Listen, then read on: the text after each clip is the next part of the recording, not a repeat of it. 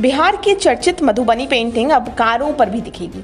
पुरानी कारों पर मधुबनी और मिथिला पेंटिंग बनाकर उसे नया लुक दिया जा रहा है। इसके पीछे एक बेहद दिलचस्प कहानी है। दरअसल 1964-65 के दशक में मिथिलांचल में एक भयानक अकाल आई थी और उस दौरान देश के प्रधानमंत्री लाल बहादुर शास्त्री थे। अकाल से निपटने के लिए और स्वरोजगार को बढ़ावा देने के लिए एक योजना बनी और इस योजना के लिए 2 अधिकारियों को नियुक्त किया गया।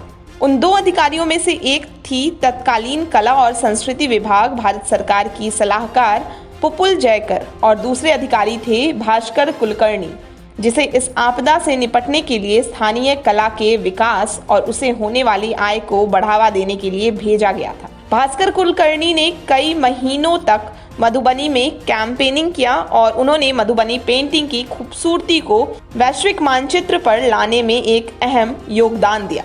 उस वक्त ये कला अमूमन ब्राह्मण और कायस्थ परिवारों की महिलाओं तक ही सीमित था।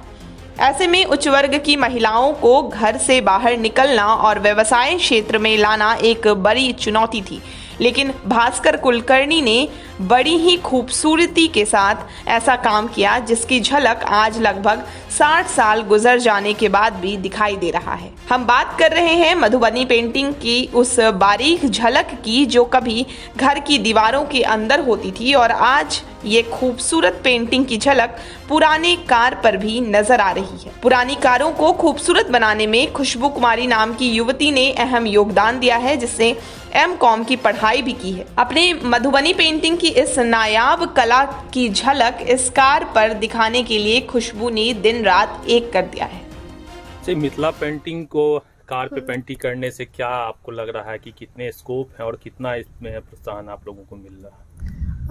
ऐसा लग रहा है कि कार पे तो वैसे पेंटिंग पहली बार हुआ है।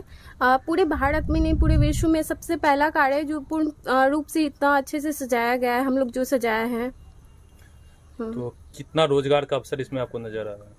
रोजगार अगर देखा जाए तो रोजगार बहुत है। अगर प्राइवेट में या फिर गवर्नमेंट की तरफ से, जैसे कि सरकारी वाले जो भी गाड़ियाँ होती है, जो भी परिवहन है, उन सब पे भी करवाना चाहिए। अभी जैसे कोरोना का टाइम था तो हर एक एम्बुलेंस पे होना चाहिए। शुरुआत तो मधुबनी जिला से ही करनी चाहिए या फिर दरभंगा जिला से, मिथिला से ही शुरुआत होनी चाहिए इसकी। ये खुशबू की मेहनत ही है जिसने पुरानी कारों को भी नया लुक दे दिया और बिल्कुल नई नवेली दुल्हन की तरह सजी संवरी दिखाई दे रही है। इस पुरानी कार को मधुबनी पेंटिंग ने सुंदरता में चांद लगा दिया है।